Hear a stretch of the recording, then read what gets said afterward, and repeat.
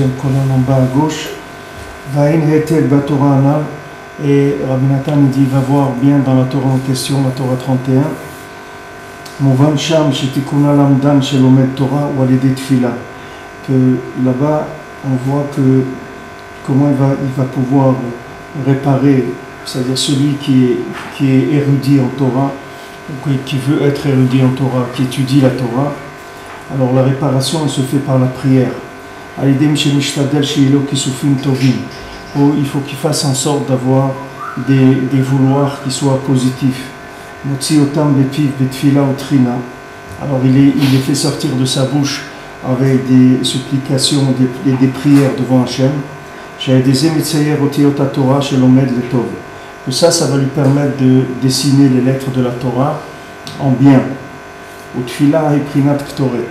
Maintenant la tfila c'est comme le ktoret, c'est comme l'encens. Ve'em ratzu le'aktir ktoret alede prinat lamdan levad. Maintenant le problème qu'ils ont eu Korach, c'est que eux ils voulaient amener le ktoret en faisant avec le principe de l'amdan, c'est-à-dire ils ont voulu avoir une approche du Ketoret, de faire l'encens avec la connaissance. Donc ils ont été brûlés par le Ketoret. Donc ici ce qui parle c'est d'un principe général, que maintenant l'approche de la Torah, c'est-à-dire le Kiyum à Torah, on ne peut pas le faire par le cerveau.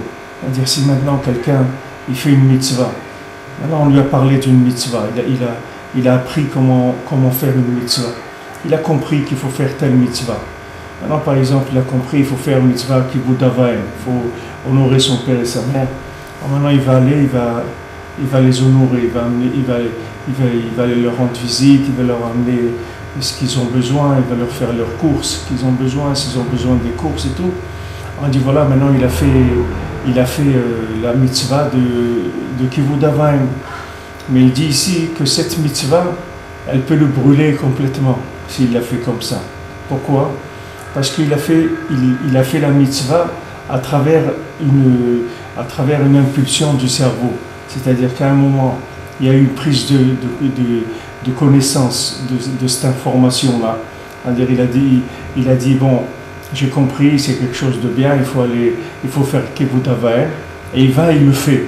Alors maintenant, quand il le fait, il faut savoir que cette action-là, elle n'a pas encore une possibilité d'agir dans le monde de façon positive. Parce que maintenant, cette action-là, elle n'est pas le résultat de voyelles qui ont été mises dans les lettres. Parce que tout mouvement qu'il y a sur Terre, dans n'importe quel domaine, il se fait par l'intermédiaire de lettres. Maintenant, les lettres, soit ce sont des lettres qui ont été assemblées positivement et qui donnent un résultat positif, soit ce sont des lettres qui ont été assemblées négativement et donnent un résultat négatif. Tout dépend du vouloir qu'il y a eu avant. Pourquoi on dit qu'il faut faire les mitzvot, les shema, les shem Hashem? Maintenant, si j'ai pris connaissance de la mitzvah, on m'a informé sur la mitzvah, on m'a dit voilà, sache que la mitzvah de kibud avaim, c'est très important, ça permet d'allonger la vie, etc. Bon, je vois que c'est quelque chose de bien, je vais la faire. Pourquoi maintenant cette mitzvah-là, ça va se retourner contre moi? Moi, moi j'ai compris que c'était quelque chose de bien, je l'ai fait. Pourquoi maintenant ça va se retourner contre moi? Ça va se retourner contre moi parce que la mitzvah, elle ne peut marcher positivement que s'il y a un vouloir qui accompagne l'action. C'est-à-dire l'action sans vouloir, elle est très très dangereuse.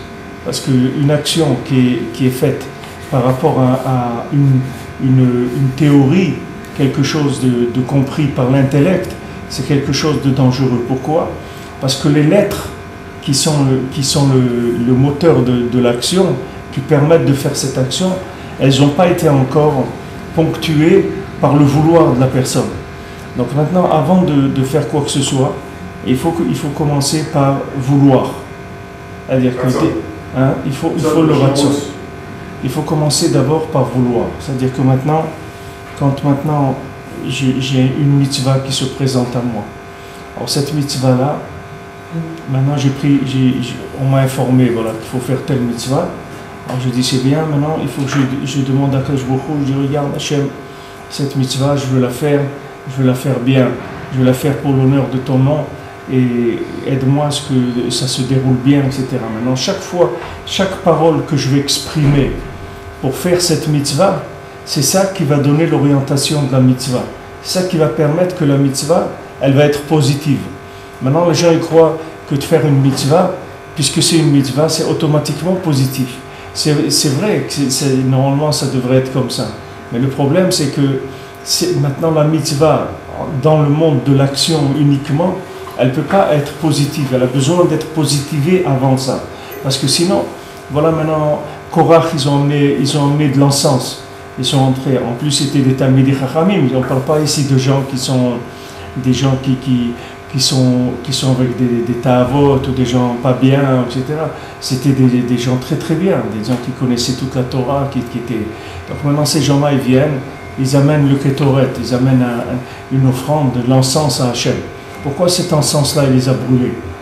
Pourquoi il les a brûlés? Il dit parce qu'ils ont voulu faire l'action par rapport à l'esprit. C'est-à-dire, ils ont cru qu'en ayant connaissance de la chose, ça suffisait pour la faire. Et c'est pas vrai. C'est pas parce que maintenant j'ai une connaissance intellectuelle de la chose que maintenant je peux me lancer dans l'action. Pour me lancer dans l'action, il faut que je prépare la forme de la chose. Et comment je vais la préparer, la forme? Par l'expression du vouloir, par le vouloir et son expression. Donc il dit que maintenant la réparation de celui qui est érudit, c'est-à-dire la réparation de la connaissance, elle se fait par l'intermédiaire de la prière. C'est-à-dire quand maintenant quelqu'un va venir prier devant Hachem pour pouvoir faire la mitzvah, c'est ça qui va permettre de faire la mitzvah comme il le faut. Pour que cette mitzvah elle soit constructive et qu'elle ne soit pas destructrice, radicalement. Pour que cette mitzvah ne vienne pas détruire. Il dit, mais comment une mitzvah elle peut détruire? Une mitzvah elle peut détruire parce qu'une mitzvah elle appartient au monde de l'action. Et le monde de l'action, il a besoin d'être défini par la parole. Parce que le monde de l'action, il peut être... On peut faire une action, par exemple, qui est mal intentionnée. Mais c'est une bonne action. Mais on fait une action mal intentionnée. Par exemple, on peut aider quelqu'un, on peut aller donner quelque chose à quelqu'un pour le mépriser. On peut l'aider, mais pour le mépriser. C'est-à-dire pour que cette personne-là, elle se sente dépendante des autres. C'est-à-dire on peut lui donner. C'est-à-dire on a fait l'action, mais elle se sent méprisée. Un exemple que Rabbeinu il dit dans le côté moral, il dit par exemple le silence. Quelqu'un qui, par rapport dans une situation, il reste silencieux. Maintenant, ce silence-là, il peut avoir comme intention dans le silence de faire du bien à la personne en restant silencieux. Et des fois, c'est un silence pour faire du mal. C'est pas un silence pour faire du bien. Des fois, on se tait pour faire du mal à quelqu'un, pas pour faire du bien. C'est-à-dire que l'action elle-même, elle n'est pas définie à la base. On ne peut pas dire qu'une action, elle est bien. Une action, elle est bien si elle a voulu, si avant, il y a eu un vouloir de faire le bien. Et le vouloir, il faut l'exprimer aussi. Ça ne suffit pas de le vouloir. Il faut aussi l'exprimer. Mais déjà, quelqu'un qui veut faire le bien, même s'il ne l'exprime pas, il y a au moins un bien qui est en potentiel dans l'action. C'est-à-dire que même si l'action ne va pas être vraiment bien, mais elle va être au moins déjà à faire partie du domaine du bien, même si elle n'est pas animée encore en bien. Mais s'il y a eu expression du vouloir du bien, alors cette chose-là, elle va être vraiment bien. Il n'y a pas d'action que vous pouvez définir à la base comme étant bien. Parce que l'action, elle est toujours, comme elle fait partie du monde de la Asiya, le monde des mains, on ne peut pas la définir comme étant bien. Même si vous croyez que c'est bien, même si apparemment c'est bien, quelqu'un il peut aller à la synagogue, et il va aller à la synagogue parce qu'il veut embêter le président qui a pris une décision de faire ça et tout. Alors aujourd'hui, il est en pleine forme et tout, il va aller, il va essayer de l'embêter, il va essayer de faire quelque chose qui va l'embêter. Il va chercher par toute possibilité. Alors maintenant, quand vous voyez cette personne-là, Elle marche, elle va à la synagogue, elle met sa kippa, elle prend le sidour, elle s'assoit, elle met le talit et tout. Il n'y a pas de l'action. Elle a pas on ne voit pas pour l'instant qu'il y a quelque chose qui n'est pas bien là-dedans. Apparemment, c'est bien. Mais l'intention qui est à l'intérieur, elle n'est pas bien. Le vouloir qui est à l'intérieur, il n'est pas bien. Alors maintenant, toutes les actions, elles sont comme ça. Alors maintenant, si quelqu'un dit oui, mais moi, moi je me connais, moi, j'ai pas des choses comme ça. Mais ça suffit pas. Ça suffit pas. Il faut l'exprimer. Il faut l'exprimer. Il faut dire qu'on veut faire le bien. C'est pour ça que qu'on a l'habitude de dire les Shem Yichud Kucha, par exemple, Berichou Shrinte, avant de faire une mitzvah, on dit avant de mettre les tefillin, ou avant de mettre le talit, on dit voilà, c'est pour l'union de la Shrina avec Kadosh Baruch Hu que je mets les tefillin, et aide-moi que par la mitzvah de tefillin, je puisse te soumettre mon cœur, mes actions et mes pensées pour faire ta volonté, etc. Pourquoi j'ai besoin de dire tout ça? Tous les jours, j'ai besoin de répéter ça pour orienter l'action, pour lui donner un mouvement positif. Ça, c'est une généralité dans tout. Alors maintenant, Korach, ils sont venus, Korach et son groupe, ils ont amené de l'encens, mais ils ont amené de l'encens avec un calcul dans la tête. C'est-à-dire que eux, ils ont dit, bon, on va faire la mitzvah de l'encens pour faire plaisir à Hachem. Il dit, mais maintenant, cette chose-là, l'approche que tu as eue, c'était une approche de connaissance. Ce n'est pas une approche de vie vivante. C'est une approche d'intellectuel. Pour l'instant, la chose, elle n'a pas encore été définie. Donc cette chose-là, comme tu es en train de jouer avec des choses qui sont très élevées, donc ça peut être très très dangereux. Il a payé cher, il a payé de sa vie. Hein? Il a payé cher ce... Bien sûr, on va voir, bien sûr. Bien sûr, ils ont été... La terre, elle les a... 250 personnes qui ont été englouties, 250 personnes qui ont été englouties par la terre. Et maintenant, c'est le même problème, si vous voulez, de Matan Torah. Les Maasé. Pourquoi dans la faute du veau d'or, Hachem, il n'avait pas tellement la possibilité, les Maasé, de nous en vouloir tellement dans la faute du veau d'or, parce que les Maasé, c'est un peu lui qui nous a poussé là-dedans. Pourquoi il nous a poussé là-dedans? Parce que maintenant, il nous a obligés à accepter la Torah, d'accord? Nous, on est sortis d'Égypte. On est sortis d'Égypte prématurément. Donc, on n'avait pas conscience de la valeur du bien et de la valeur du mal. C'est-à-dire, on ne savait pas que le mal, c'était vraiment mal, puisqu'on n'est pas sorti de façon intentionnée. C'est-à-dire, c'est pas ça qu'on voulait. Si on nous avait interrogé vraiment, est-ce que tu veux sortir d'Égypte parce que maintenant tu n'es pas bien en Égypte, on aurait dit non, je ne veux pas sortir, je suis très bien là-bas. Vous savez, beaucoup de gens, par exemple, ils ont quitté l'Algérie, le Maroc, la Tunisie, et rêvaient que de retourner, c'est tout. C'est ça leur... Pourtant, ils sont partis. Mais ils sont partis parce qu'ils étaient obligés de partir. Ils ne sont pas partis parce qu'ils voulaient partir. Ils n'ont jamais voulu partir. Ils sont partis, ils étaient obligés de partir. Alors maintenant, il y a des gens que quand ils ont fait l'action, ils ont switché sur quelque chose de nouveau. Ils ont dit, bon, maintenant on est parti, ça y est, on ne pense plus, on passe à autre chose, et on va commencer à s'habituer à la nouvelle vie, etc. Et il y a des gens qui sont entrés dans de la nostalgie, il y a des gens qui ont dit, nous on regrette le passé, etc. Maintenant, ces gens-là qui regrettent le passé, ils sont dans une situation d'obligation. Quand ils sont dans une situation d'obligation, ça veut dire qu'ils ne veulent pas. C'est-à-dire que si vous leur demandez ce qu'ils voulaient, c'était rester là-bas, c'est ça qu'ils voulaient. Donc maintenant, quand vous donnez la Torah à des gens comme ça, c'est obligé qu'il y ait un rejet de la Torah, puisque maintenant ils ne la veulent pas, la Torah. Vous leur donnez une Torah qu'ils ne veulent pas. C'est tout à fait normal qu'il y ait un rejet, puisque maintenant ils sont en train d'assembler les lettres de la Torah à l'envers. Donc cette Torah, à leurs yeux, elle est à l'envers complètement. Ils ne peuvent pas l'aimer, ils ne la veulent pas. Donc c'est impossible qu'ils l'aiment. Alors, du moment où ils ne la veulent pas, qu'est-ce que ça a donné? Ça a donné qu'ils ont cherché à des choses qu'ils voulaient. Et qu'est-ce qu'ils voulaient? Ils voulaient des plaisirs du monde, comme c'est écrit là-bas, et que le peuple s'est levé les tzachek pour rigoler, pour s'amuser, c'est-à-dire pour faire des bêtises, pour le plaisir de ce monde. Alors maintenant, tout le monde s'étonne.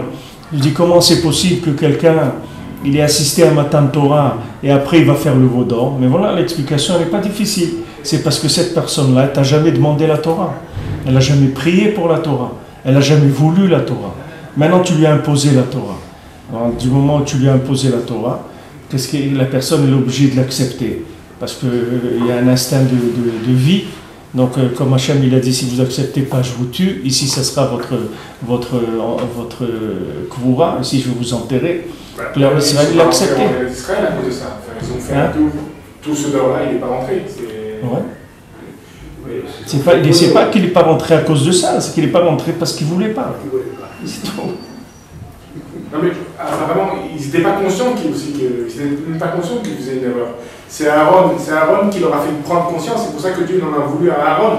Parce qu'avant le truc, je crois, c'est ça. Eux, ils n'étaient pas conscients qu'ils faisaient une erreur. Et c'est Aaron qui leur a mis le doigt dessus, et Dieu, à un moment donné, je crois dans une des parachotes, il en veut énormément à Aaron, pas à Moshe. Non, parce que Aaron, lui, savait qu'est-ce qu'il faisait. Eux, ils ne savaient pas. Mais lui, il a fait ça, le Shem Shamaim, il a dit, on va gagner du temps. Lui, il voulait gagner du temps, parce que lui, il savait que Moshe Rabbeinu devait arriver. Donc il a dit, le temps qu'on commence un peu les préparatifs, alors Moshe Rabbeinu va arriver, les choses vont se mettre en place. Mais les Maaseh, ça ne s'est pas passé comme ça. C'est-à-dire que ça a été plus rapide, ils ont été beaucoup plus rapides, les gens, que prévu. Mais le principe lui-même, c'est-à-dire le schéma, comment ça fonctionne, c'est que maintenant, par exemple, vous avez des gens il y a des gens qui font des séminaires à des gens, et ils leur font des si vous voulez, des calculs intellectuels, des preuves intellectuelles. C'est-à-dire, ils prennent les gens dans la logique. Ils disent, voilà, qu'est-ce que tu penses, toi? Elle dit, moi, je pense comme ça, comme ça. Il dit, c'est faux. Ta façon de penser, elle est fausse. Et il lui casse sa façon de penser, d'accord? Il lui prouve que ce qu'il pense, c'est faux. Sa façon de voir les choses, elle est fausse. Maintenant, quand vous avez prouvé à quelqu'un que sa façon de penser, elle est fausse, qu'est-ce que vous avez fait de lui? Vous lui avez détruit ce qu'il avait, même si c'est faux, mais vous avez détruit ce qu'il avait, mais vous lui avez rien donné pour l'instant. Parce que lui, pour l'instant, il veut rien. Alors maintenant, lui, si c'est quelqu'un d'honnête, il dit, bon, je suis obligé d'assumer, comme des gladiateurs ou un truc qui se sont battus, et il a perdu. Qu'est-ce qu'il va faire? Vous lui avez cassé la tête, maintenant lui, il a perdu. Cette personne-là, elle a perdu, qu'est-ce qu'elle va faire? Elle va se soumettre par respect de sa compréhension. C'est-à-dire maintenant quelqu'un il sait que si quelque chose il pense que c'est faux, il ne va pas le faire parce qu'il pense que c'est faux. Il va faire ce qu'il pense qui est vrai. Donc maintenant qu'est-ce que vous lui avez prouvé que ce qu'il pensait c'était faux? Donc maintenant il va faire ce qui est vrai. Mais les Maaseh, lui il ne veut pas faire ça. Lui c'est le résultat que vous lui avez cassé sa façon de voir. Mais lui il ne veut pas faire ça. C'est pour ça que quand vous parlez à des gens, vous voulez parler à des gens de la Torah, le Ikar, c'est de leur donner envie de faire la Torah. C'est pas de leur faire croire, leur faire comprendre que ce qu'ils pensent c'est faux. Ne vous occupez pas de eux ce qu'ils pensent. C'est pas important eux ce qu'ils pensent. Le Ikar, c'est que vous leur donnez envie, le peu qu'ils vont faire, il faut qu'ils aient envie de le faire. Parce que si quelqu'un, il n'a pas envie de faire ce qu'il... Si maintenant, la personne, à la limite, vous la laissez dans une situation qui est stagnante, ça va. Mais là, c'est pas ça, c'est destructeur. C'est pas que vous avez rien fait, c'est que la personne elle va se détruire avec ça. Parce que pourquoi elle va se détruire? Parce que elle, sa façon d'interpréter les choses, elle est fausse. C'est-à-dire que pour l'instant, l'assemblement des lettres, c'est quelque chose qui est faux chez lui, parce qu'il n'y a pas eu de vouloir. Il n'a pas adhéré par le vouloir. C'est-à-dire il n'y a pas un vouloir qui a déclenché l'engagement. L'engagement, il s'est fait par l'intellect. Il ne s'est pas fait par le vouloir. Donc, quand vous avez déclenché un engagement par l'intellect, vous n'avez rien fait du tout, non seulement, mais vous avez donné à la personne des outils pour se détruire. Maintenant, comme Akadosh Baruch Hu, il a donné la Torah au Ham Israël, alors que le Ham Israël, il a dit clair, on ne veut pas sortir d'Égypte, on regrette l'Égypte, on était très bien là-bas, et c'est là-bas qu'on veut être. Ça, c'était clair, c'est le message clair du vouloir du Ham Israël. Voilà où il est le cœur du Ham Israël. Ah maintenant, toi tu sais que c'est pas comme ça que ça doit être, ok. Toi tu sais que c'est pas comme ça que ça doit être. Mais pour l'instant, c'est comme ça que c'est. C'est pas autrement. Vous prenez un enfant. Maintenant un enfant, il est comme il est. Maintenant, c'est pas comme ça qu'il faut être. Mais c'est ce qu'il est. La médecine de ce qu'il est, c'est ça ce que vous avez devant vous. Maintenant, même si vous pensez que c'est pas comme ça qu'il doit être, ça change rien du tout. Lui, c'est ce qu'il est aujourd'hui. Le Ham Israël, il sort d'Égypte. Il ne veut pas sortir d'Égypte. L'homme Israël, dès qu'il rencontre la moindre difficulté, il veut revenir en Égypte. c'est-à-dire il commence à avoir de la mélancolie et il veut revenir en Égypte. Donc maintenant, ces peuples-là, dans cet état-là de vouloir qui est complètement à l'envers, vous l'obligez à accepter la Torah. Donc maintenant, quand vous l'obligez à accepter la Torah, cette personne-là, du moment que vous l'avez obligé à accepter la Torah, c'est-à-dire que vous lui avez sa Torah, elle est toujours morte pour l'instant, puisque les lettres, elles n'ont pas été assemblées encore positivement, puisqu'il n'y a pas eu de vouloir positif. Donc ces lettres-là, soit elles sont comme de la matière morte, soit elles sont assemblées négativement. Donc qu'est-ce qu'il fait lui? Il attend une possibilité pour aller vers son vouloir. C'est ça qu'il attend. Ah, maintenant il y a une possibilité, il y a une possibilité de calcul faux par rapport au retour de Moshe Rabbeinu. Tout de suite il s'accroche sur ça et il dit voilà, maintenant Moshe Rabbeinu l'a tardé. Maintenant regardez, Moshe Rabbeinu il est mort. Le Satan il leur a montré Moshe Rabbeinu qui était couché il était mort. Mais tout ça, c'est une vision de leur vouloir. C'est parce que eux ils voulaient voir comme ça. C'est pour ça qu'ils l'ont vu comme ça. Si maintenant eux, ils avaient prié avant, ils avaient voulu la Torah, comme à Purim, où on a voulu la Torah, c'est-à-dire qu'on a accepté Bé'ahava, mais à Shavuot, à Matan Torah, on ne voulait pas la Torah. Donc maintenant, c'est impossible que quelqu'un il rentre dans la Torah sans la vouloir et qu'il va voir quelque chose de bien dans la Torah. C'est impossible. Quand vous voulez qu'il voit quelque chose de bien, il ne veut pas. Les Khatrila, il ne veut pas. Alors qu'est-ce que vous voulez faire? C'est comme quelqu'un se marie parce que la femme elle a eu un enfant, la Torah l'oblige à se marier avec elle. Alors maintenant la Torah le précise bien, elle dit même si tu l'aimes pas, eh ben, tu resteras avec elle toute ta vie. Ça veut dire que la personne elle s'est préparée déjà une souffrance parce qu'elle n'avait pas envie de se marier avec cette personne-là. Mais maintenant elle est obligée de rester avec elle. On est obligé de rester. Qu'est-ce qu'elle va faire? Elle n'a pas le choix. Mais maintenant de là à dire qu'il va arriver à un bonheur ou autre, c'est pas vrai. Alors maintenant, après Matan Torah, on nous a obligés. Qu'est-ce qu'on fait? On essaye de trouver la moindre occasion pour sortir. Maintenant, il y a une occasion qui se présente, le veau d'or. Alors on y va. On va vers le veau d'or. Alors c'est pour ça que les Maasé, on dit que le Ham Israël, il n'était pas raoult de faire le veau d'or. Ce n'est pas le Ham Israël qui a fait le veau d'or. C'est-à-dire le Ham Israël, il n'a pas fait le veau d'or.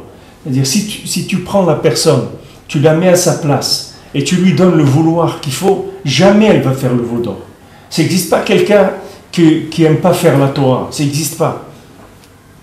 Mais seulement la personne, les gens qui enseignent, ils n'enseignent pas le vouloir. Parce que de donner le vouloir, c'est beaucoup plus difficile que de donner de la compréhension. D'envoyer de la compréhension, c'est rien du tout. C'est pas difficile de débiter de la compréhension. Vous apprenez des textes et vous les débitez. Vous regardez ce que c'est rentrer dans une université, mettez-vous, vous allez voir comment le professeur il vient, il enseigne.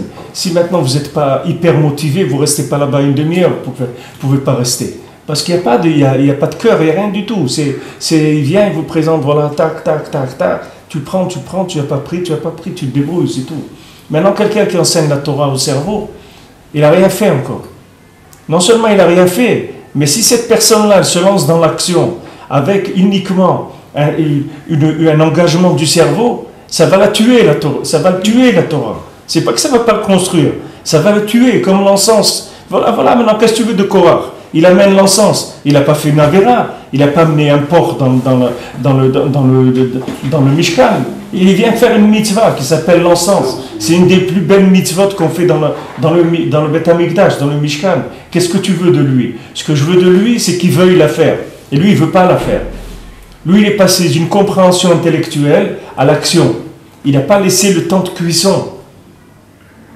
C'est cru encore chez lui. Ça n'a pas cuit. La notion, elle n'a pas cuit en lui. C'est-à-dire, il n'a pas eu de vouloir. Il ne s'est pas engagé de l'intérieur. Il ne l'aime pas encore. Il n'aime pas la mitzvah. C'est quelque chose c'est un ordre intellectuel. Donc maintenant, ça va le détruire. C'est ça qui les a détruits. Parce qu'il dit ici, Rabbi Nathan,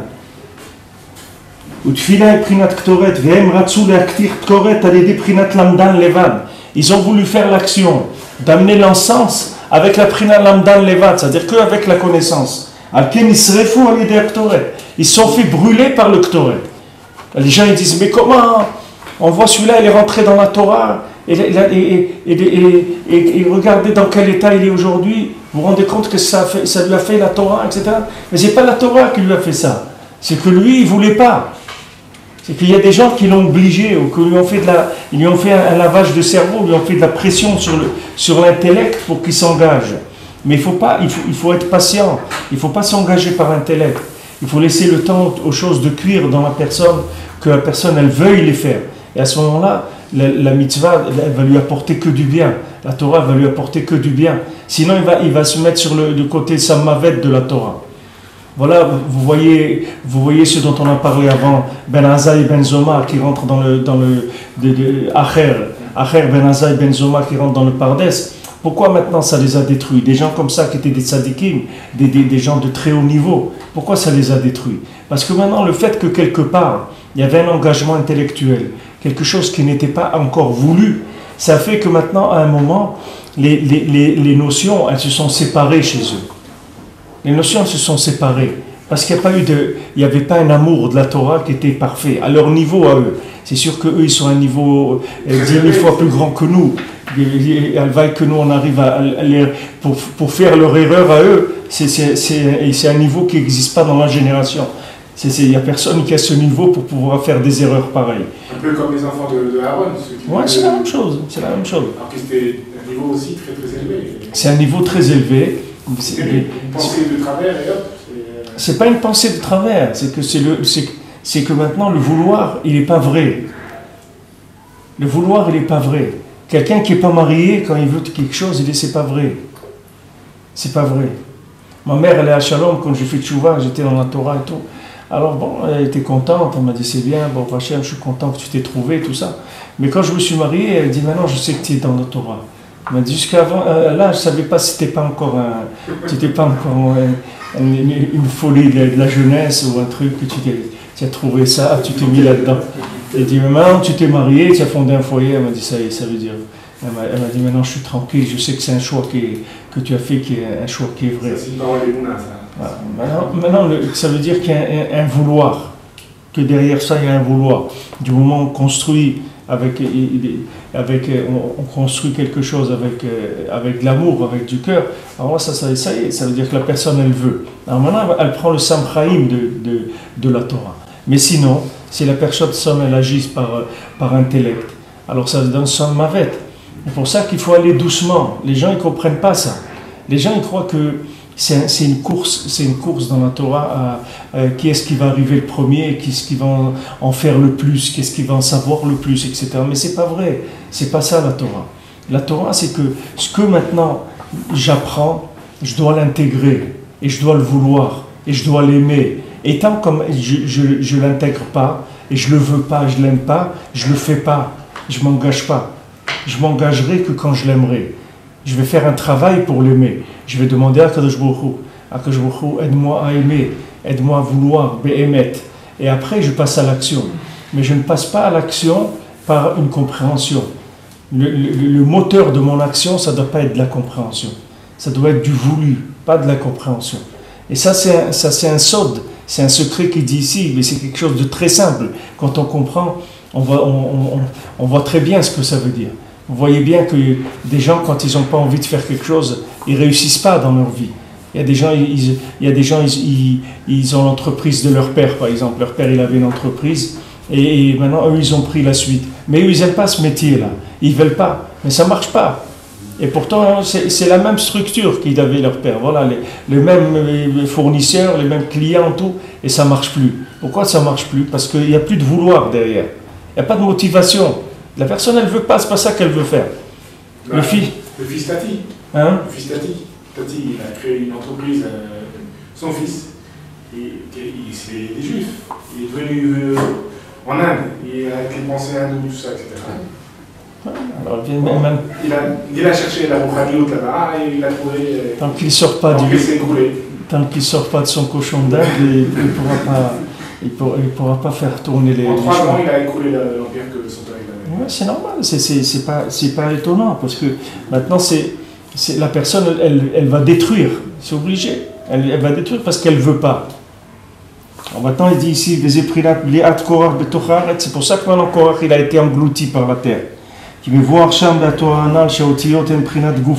Parce qu'on vit dans la Torah, la Medalef, que les lettres, c'est un corps. Que maintenant les voyelles, c'est l'âme qui vient dans ce corps. Et les voyelles se font par des vouloirs positifs. Que grâce maintenant à ces vouloirs positifs, on va pouvoir assembler et dessiner les lettres en bien. Et Korach Pagam basé. Et Korach, il a été pogam là-dedans, il a abîmé cette chose-là. C'est pour ça que Korach, il a été englouti par la terre de son vivant. Parce que la terre et le ciel, c'est le principe du corps et de l'âme. Comme Shamoua Tenuzal, Ikara el Hashamayim Me'al Zian Shama. Ce qui est écrit qui est précieuse, qui est chère dans le ciel et au-dessus, ça c'est la Neshama. La Neshama c'est le principe du ciel. Vela Aretz Zeagouf. Et la terre, ça c'est le corps. Donc ça c'est le principe des lettres qui sont la terre et les voyelles qui sont le ciel et la Neshama. Ça c'est le principe du lamdan, c'est-à-dire de l'érudit et du chassid véritable. Comme on a vu tout ça dans cette Torah. C'est pour ça que le travail de l'homme dans ce monde, c'est de soumettre le corps à l'âme. Que le corps il fasse la volonté, il fasse le vouloir de l'âme qui est sainte. Parce que toute la vitalité du corps, elle ne vient que de l'âme. Et à ce moment-là, les lettres, elles s'incluent dans les voyelles. Ce n'est pas maintenant les voyelles qui s'incluent dans la lettre, c'est la lettre qui s'inclut dans le voyelle. Quand maintenant vous dites un mot avec des voyelles, quand vous dites par exemple lechem, alors c'est les lettres qui rentrent dans les voyelles, ce n'est pas les voyelles qui rentrent dans les lettres. Parce que maintenant la lettre, elle a pris la forme de la voyelle, ce n'est pas la voyelle qui a pris la forme de la lettre. Puisque maintenant ce que vous prononcez, c'est les voyelles. C'est les voyelles maintenant, les voyelles dans lesquelles il y a eu des lettres qui sont intégrées. Donc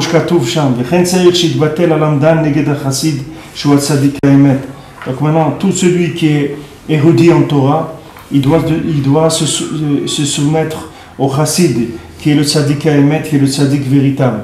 À ce moment-là, la terre, elle s'inclut dans le ciel, qui est le principe du corps et de l'âme. Maintenant, Korach, qui voulait maintenant faire dominer le principe de l'érudit sur le principe du tzaddik. Maintenant, sa punition, ça a été mida bemida, comme lui il a fait, alors il a été puni. Que la terre, elle a ouvert sa bouche et elle l'a avalé vivant. Le rot qui pagam basé, pour montrer que c'est ça que son problème, c'est là où il a abîmé. Il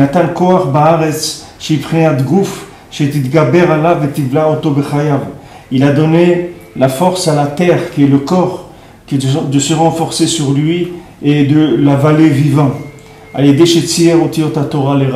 Parce qu'il a assemblé les lettres de la Torah de façon négative. Puis il a dit que l'ikar c'est le limoud, d'étudier sans tzidkout, sans chassidut, sans essayer d'être un tzaddik, sans essayer d'être un chassid, que avoir de la connaissance par rapport à cette chose-là. C'est tout ce qu'il voulait, c'est la seule chose qui l'intéressait. Donc il peut arriver à un niveau où le corps il va avaler la personne complètement. C'est-à-dire que le corps il prend une telle proportion qu'il avale complètement la personne, c'est-à-dire que l'âme, elle devient complètement soumise au corps. Que l'âme, elle n'a plus la force de pouvoir dominer le corps, ou diriger le corps, ou donner une information au corps, rien du tout. Elle est complètement dépendante du corps. On dit que Moshe aussi, il a fait une petite erreur. Il a rajouté une phrase à Korach, il a dit Rav Lecha Korach. Ouais. Et cette phrase-là, Dieu lui a rapporté quand il voulait rentrer en Israël, il lui a dit Ravla. Lida, quel est l'appareil aussi.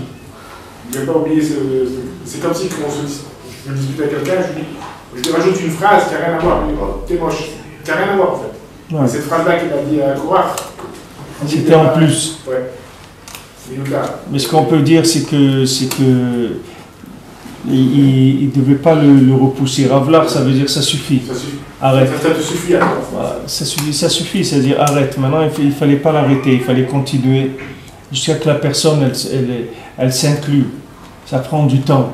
Combien de gens sont venus ici dans les cours où ils posaient des centaines de questions qui n'avaient rien à voir avec le sujet, rien du tout. Il fallait attendre patiemment que la personne, elle pose ses questions et lui répondre et faire comme si c'était intéressant, etc. Jusqu'à que, petit à petit, parce que la personne, elle manifeste un vouloir par le fait qu'elle se déplace, qu'elle vient, etc. Écouter, dire qu'il y a quelque chose, il y a un vouloir positif. Maintenant, il y a des choses, il y a en lui, le corps qui est sa compréhension, et pour l'instant, il est au-dessus de son âme. Maintenant, quand on vient étudier pour l'âme, on ne vient pas étudier pour le corps. Non, le corps, c'est l'intellect.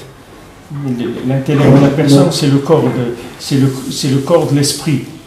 Comme vous avez maintenant dans des fonctionnements à l'intérieur, vous avez le cœur, vous avez l'appareil digestif. Qu'est-ce qui fait l'appareil digestif comme fonction? Il digère, il fait digérer. C'est une fonction physique. Alors la fonction physique du cerveau, c'est la compréhension. Et la compréhension, c'est quelque chose de physique, c'est pas quelque chose de spirituel.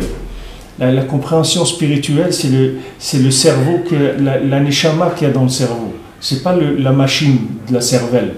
La machine de la cervelle, c'est comme l'estomac, c'est la même chose. C'est quelque chose de physique. Et la plupart des gens, 99,999% des gens, ils utilisent que ça dans leur tête. Parce que leur neshama, elle n'a pas le droit à la parole. Elle ne peut pas parler, la neshama. Regardez maintenant, vous voyez, moi je lis des articles en français, parce que je vois un peu où les gens ils sont sur les élections en Israël. Vous voyez comment les gens y parlent. Mais vous voyez que les gens ils disent que des bêtises. Ils disent des bêtises. C'est des mélanges. C'est des mélanges de bêtises, de choses qu'ils ont accumulées, des poubelles qui viennent de là. Ils accusent les religieux, ils disent ouais, les orthodoxes, ils ont la nostalgie des ghettos, et les sfarades des religieux, ils ont la nostalgie du Mela. Mais maintenant, ça y est, et lui, il a la nostalgie de quoi? De Barbès, d'où il a la nostalgie? Il a la nostalgie de la Tour Eiffel. C'est-à-dire, ils racontent n'importe quoi, les gens. Pourquoi? Parce que c'est pas des paroles qui ont un sens quelconque. Ça vient de l'appareil de réflexion qui s'appelle le cerveau. Mais il n'a aucun rapport avec la vérité. Ça n'a aucun rapport avec la vérité. Ce cerveau-là, si vous voulez l'utiliser, vous êtes obligé de le connecter sur la Emouna. Sinon, vous ne pouvez pas l'utiliser. Ça va sortir que des bêtises. Si vous voulez utiliser votre cerveau sans neshama, parce que vous n'avez pas encore de neshama, quelqu'un qui a une neshama qui fonctionne dans son cerveau, c'est très très élevé. Ça s'appelle, Rabbi Chaim Vital dit, c'est sechel yuni, c'est-à-dire l'esprit de l'âme, c'est quelque chose de très très élevé. La plupart des gens, ils n'arrivent pas à ça. Mais la plupart des gens, qu'est-ce qu'ils peuvent faire? C'est cette machine-là, ils peuvent la soumettre à la Emouna. De la même manière que quelqu'un, quand il va manger, il va regarder qu'est-ce qu'il va manger. Comme la Gemara dit, avant que tu regardes qu'est-ce qui rentre tu veux comprendre avec ta tête, regarde qu'est-ce qui rentre dans ton ventre d'abord, regarde qu'est-ce que tu manges. Quelqu'un, quand il mange, il vérifie ce qu'il mange. Il regarde si c'est frais ou si c'est pas frais, par exemple. C'est plus assourd de manger quelque chose qui n'est pas frais que quelque chose qui n'est pas cachère. Parce que quelque chose qui n'est pas frais, ça peut tuer la personne. C'est plus assourd que le pas cachère. Quelqu'un qui mange quelque chose qui est avarié et tout, il n'a pas le droit, c'est assourd. Quelqu'un, si quelque chose à manger le dégoûte, il n'a pas le droit de le manger. C'est assourd. Alors maintenant, vous voyez bien que avant de manger, vous regardez ce que vous mangez. C'est-à-dire un petit peu, vous vérifiez que vous êtes en train de manger. Mais le cerveau, c'est pareil. Ce que vous allez rentrer dedans, il faut vérifier avant. Maintenant, comment vous allez vérifier? Vous ne pouvez pas vérifier. Vous n'avez pas l'instrument de mesure pour vérifier. Parce que si vous êtes capable de vérifier, ça veut dire que vous avez déjà une neshama qui fonctionne. Alors qu'est-ce que vous avez? La Emouna, c'est tout. La Emouna dans les tzadikim. Les tzadikim, ils ont dit comme ça. Voilà, Moshe, il dit, voilà, à Chatzot, on sort, on fait comme ça, on fait comme ça. On y va, c'est tout. Ce qu'il nous dit de faire, on le fait, c'est tout. Pour l'instant, attendez, je suis en formation, je suis en remaniement ministériel, je suis en train de remettre en place mes idées. Alors attendez, calmez-vous, ça va prendre du temps, mais calmez-vous, je suis en train de changer mes valeurs dans ma tête. Une fois que j'aurai tout changé, à ce moment-là, on pourra s'asseoir à une table, on pourra discuter. Pour l'instant, je ne peux pas parler. Sayag la chokhma shtika. Maintenant, quelqu'un doit mettre une barrière à la chokhma, shtika, il doit se taire, c'est tout.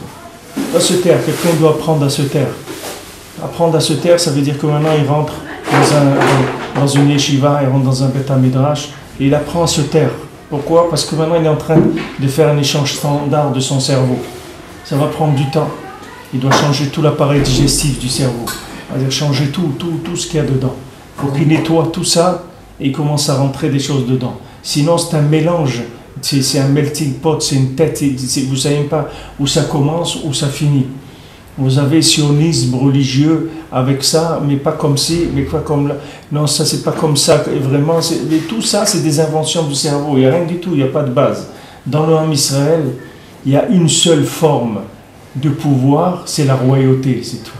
C'est pas la peine de spéculer. Ça sert à rien de réfléchir. C'est déjà la personne sur quoi elle réfléchit, c'est des bêtises. Le Ham Israël ne fonctionne qu'avec un roi qui est nommé par Hachem, pas élu par le peuple. Le roi est nommé par Hachem. Voilà le système de hiérarchie, de fonctionnement social du Ham Israël, c'est tout. Il n'y en a pas d'autre. Donc tout le reste, c'est des bêtises, de toute façon. C'est pas que ce soit comme ça, ou comme ça, ou comme ça. Tout, c'est des bêtises. Ça ne sert à rien de discuter, ça ne sert à rien. D'écrire des bêtises, ça ne sert à rien. C'est pas une forme juive, c'est tout. C'est pas juif, c'est tout. Maintenant, vous pouvez dire ce que vous voulez. Ah, c'est mieux si c'est la gauche, si c'est mieux si c'est la droite, si c'est mieux l'extrême droite. Dites ce que vous voulez. Tout ça, c'est des bêtises. C'est pas une forme juive. C'est pas juif. Alors maintenant que vous êtes en galoute, en Belgique ou au Canada ou en Israël, c'est la même chose. C'est la même galoute. La même galoute que maintenant, il passe Sarkozy ou il passe Hollande ou il passe un tel ou un tel. C'est la même chose si en Israël, il passe celui-là et l'autre. Vous êtes autant concernés par si Hollande il passe au lieu de Sarkozy que si en Israël il passe celui-là au lieu de celui-là. Parce que tout ça, c'est pas juif. C'est pas une forme, c'est pas un vêtement juif de manifestation du pouvoir. Le pouvoir juif ne se manifeste pas sous cette forme-là. Quelqu'un dit, mais je peux être juif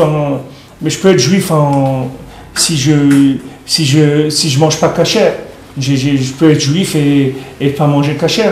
Ça n'empêche pas que moi je crois en Dieu et je mets les tefilines et voilà, mais je mange pas kasher. On dit tu peux pas, parce que le manger kasher c'est une forme, c'est la forme de vie d'un juif. Un juif, c'est comme ça. Le manger d'un juif, c'est comme ça qu'il est.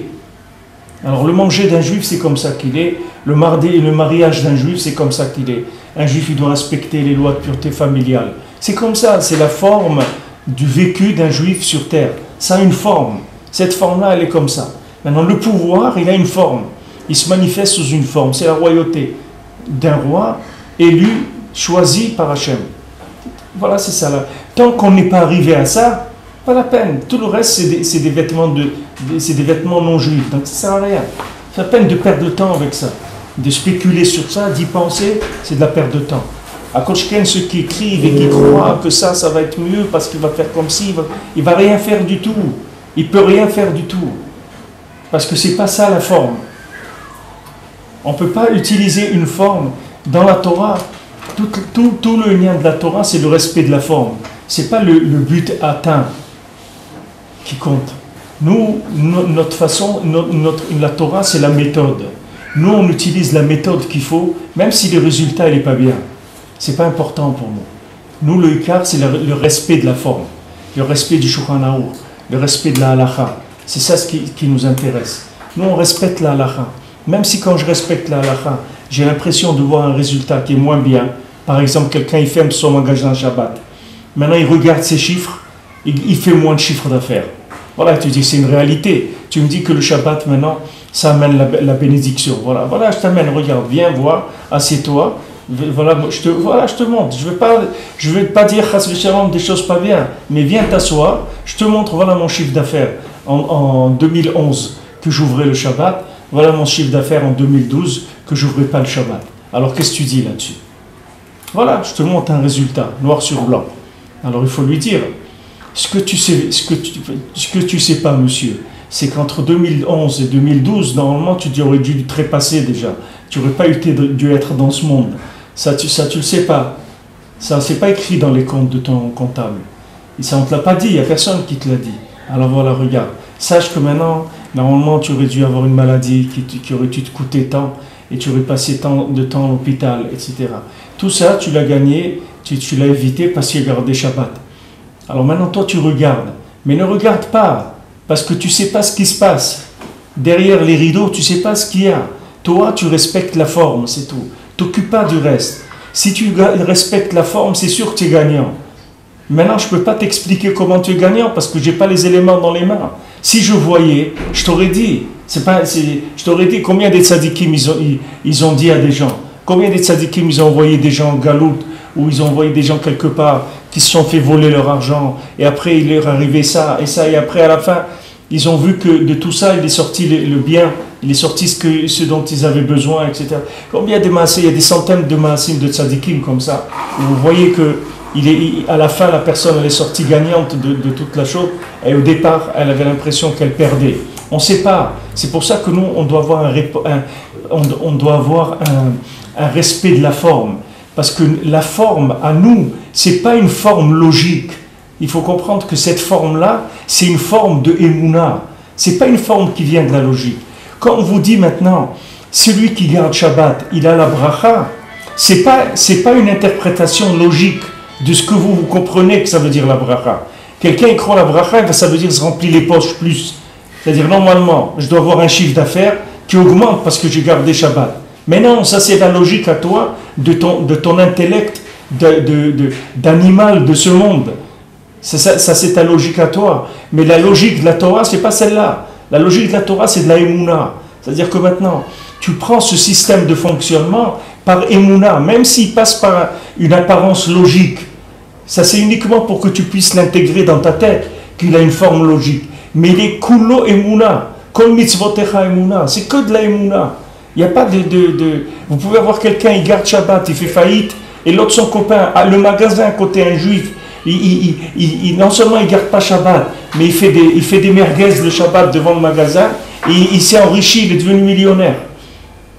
Alors quoi? Qu'est-ce que tu veux? Tu crois que c'est quoi, une machine à sous, la Torah? Qu'est-ce que tu crois que c'est? Tu crois qu'on va te donner ce que toi, tu as dans ta tête? Malheur à toi si Hachem il te donne ce que tu as dans ta tête. Heureusement qu'Hachem il te donne pas d'après ta logique. Hachem il te donne d'après le bien qui s'appelle le bien pour toi. Combien de gens ils ont perdu tout leur argent mais ils ont fait tchouva pour Hachem. Ils ont connu Hachem. Dans leur malheur, il a transformé leur vie en bonheur. Alors que ces gens-là, les gens ils disent regarde le pauvre, tu as vu ce qu'il est devenu? Il n'est rien resté dans sa vie. Il est rentré dans la religion parce qu'il était désespéré. Donc combien de gens ils disent voilà, il est monté en Israël, le pauvre, il était désespéré, il a tout essayé dans sa vie, il a vu qu'il n'arrivait pas. Il lui restait une seule chose, de monter en Israël, c'est tout. Comme s'il montait en Israël, c'est un pays de consolation sur les gens qui sont endeuillés sur la vie. Ils sont montés en Israël parce qu'ils ont raté leur vie. Mais c'est quoi cette logique-là? C'est pas comme ça la Torah, elle ne marche pas avec de la logique. Il n'y a aucune logique dans la Torah. Aucune logique, bichlal. Une conne logique. Quelqu'un, il peut être un tzaddik et il lui arrive que des malheurs dans ce monde. Et quelqu'un, il peut être un rachat et il lui arrive que du bonheur. On ne peut pas savoir. Il n'y a pas de logique dans le système de la Torah. C'est pour ça que la forme, le respect de la logique, c'est-à-dire de la forme de la Torah, c'est que de la Emouna. C'est pas du tout de la logique. Comme mitzvotecha, c'est que Emouna. Il n'y a aucune logique là-dedans. Et n'essayez pas à aucun moment de regarder les numéros du tiercé pour voir si vous avez gagné. Parce qu'il n'y a pas, on ne va pas vous montrer, on va pas vous le montrer. Vous ne saurez pas. Vous ne saurez pas si vous avez gagné ou pas. Vous jouez, c'est tout. Vous jouez dans la Emouna, c'est tout. C'est un jeu, c'est un risque. Vous rentrez dans la Emouna, c'est tout. Alors cette forme-là, c'est ça le judaïsme. C'est ça ce qu'appelle le judaïsme, c'est le Shulchan Aruch. Vous prenez le Shulchan Aruch, voilà le judaïsme. C'est ça le judaïsme. Maintenant, quand le Shulchan Aruch, il vous dit, le pouvoir chez nous, c'est un roi nommé par Hachem, c'est ça la forme du pouvoir. Maintenant, tout le reste, après, c'est pas important. C'est la même chose que tous les problèmes et toutes les galouillottes où ils sont passés dans Israël. Ça aussi, ça fait partie d'une galoute. C'est la galoute du pouvoir. Il y a la galoute de la nourriture, il y a la galoute du langage, il y a le galoute du vêtement, il y a les galoutes du mariage, il y a la galoute de la musique, il y a les galoutes de tout. Il y a des galouillottes dans tous les domaines. Et il y a une galoute dans le domaine du pouvoir, c'est celle-là. C'est la manifestation, quels outils on utilise pour le pouvoir. Ces outils-là, ils sont pas juifs, c'est tout. Donc ça y est, c'est pas la peine d'aller plus loin. Ça sert à rien. Ça sert à rien. Ça sert à rien. Quelqu'un, il vote à droite, à gauche, au milieu, en haut, en bas, ça sert à rien. Ça change rien du tout dans ce que Hachem il va faire avec le Ham Israël. Ça change rien. Tout l'avenir du Ham Israël, il dépend de la Emouna, il dépend de la Tchouva. C'est de ça qui dépend l'avenir du Ham Israël. Et celui-là, Ham Israël, il fait Tchouva, où il rentre dans la Emouna. Après, toutes les choses, elles se mettent en place par rapport à ça.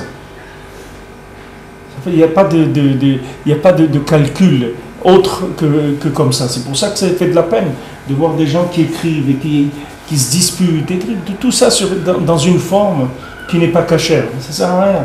C'est déjà perdu avant de commencer, c'est perdu déjà. Parce que la forme elle-même, elle n'est pas cachère. Donc ça ne sert à rien. Ah, les gens ils disent oui, c'est de la nostalgie. Qu'est-ce que c'est de la nostalgie? C'est le Shulchan Aruch. Qu'est-ce que vous dites de la nostalgie? C'est la halakha. Quelle nostalgie? Nostalgie de quoi?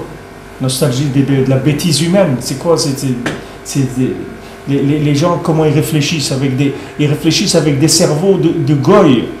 Ils ont des cerveaux de goy, complètement, des vêtements goy dans leur tête. C'est-à-dire, leur tête, elle est habillée avec des formatages de réflexion qui sont goy. Et après ça, ils veulent le mettre dans la Torah. Alors c'est pareil, Korach, il vient, il veut faire la mitzvah du Ketoret. Avec quoi tu veux faire la mitzvah du Ketoret? Avec ce que tu as dans la tête? Mais ça vaut rien du tout ce que tu as dans la tête. Ça vaut rien. Tu as prié, tu t'es purifié, tu as demandé à Kadosh Baruch Hu pardon pour les bêtises que tu as faites et tu as remercié Hachem, c'est un honneur pour toi de faire cette mitzvah. Tu remercies Hachem chaque jour que tu es en Eretz Israël, que c'est un honneur pour toi chaque pas que tu fais en Eretz Israël. C'est un honneur. Est-ce que tu remercies Hachem sur ça? Ah, il y a des gens qui sont en Israël, ils se permettent de se plaindre. Quand il dit la Gemara dans Shabbat, elle dit que Rabbi il dit qu'on lui a posé la question comment on fait Kriyat Shema assis ou debout, il a dit en Eretz Israël il faut faire Kriyat Shema debout. En fait, c'est l'arrête assis, mais en Eretz Israël debout parce que tu es dans le palais du roi, tu fais debout. Là, la race pas comme ça, mais lui il dit qu'on fait Kriyat Shema debout en Eretz Israël, que garde à vous, là, tu es devant le roi. Maintenant, quelqu'un il est en Eretz, il se plaint. Mais comment tu te plains? Tu sais où tu te trouves? Comment tu peux ouvrir ta bouche pour te plaindre? Tu n'as pas le droit de te plaindre, c'est assourd. Regarde où tu es. Non seulement tu ne dois pas te plaindre, mais tu dois ouvrir ta bouche pour le bien. Pourquoi? Parce que c'est dangereux. Si quelqu'un il est en Eretz Israël, il se plaint. Alors il est rentré dans le format, dans la logique du Ham Israël qui sort d'Égypte et qui se plaint sur la sortie d'Égypte et qu'après ça les amène à sauf qui font le vaudor.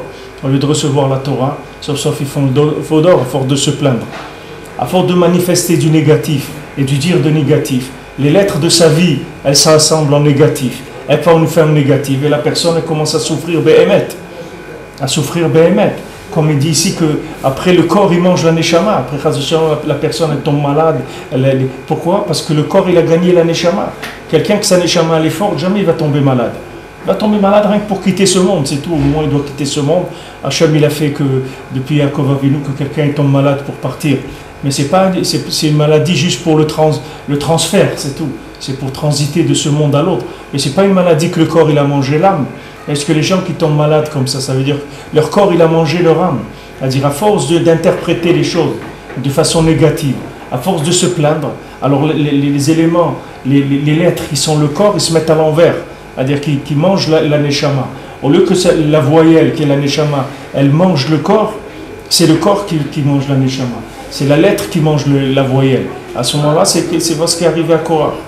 Il a dit maintenant, puisque ton corps, il a mangé ton âme, c'est-à-dire que tu as pris le corps qui est l'intellect, et avec ça tu as mangé l'âme, c'est-à-dire que tu as digéré l'âme, tu as fait que maintenant le côté tzaddik chez toi, il s'est inclus complètement dans l'intellect, c'est-à-dire que tu as rendu qu'un tzaddik, c'est quoi? C'est quelqu'un qui a beaucoup de connaissances en Torah, c'est à ça que tu as réduit la Torah, à la connaissance. Alors de la même manière, c'est la terre qui va s'ouvrir et qui va te manger vivant. C'est-à-dire que maintenant la terre qui est le corps du monde, elle va te manger vivant. C'est-à-dire elle va avaler le corps et l'âme de quelqu'un qui était vivant. Cette terre-là, c'est elle qui l'avale. De la même manière que son corps, il a avalé son âme parce qu'il est rentré dans l'intellect.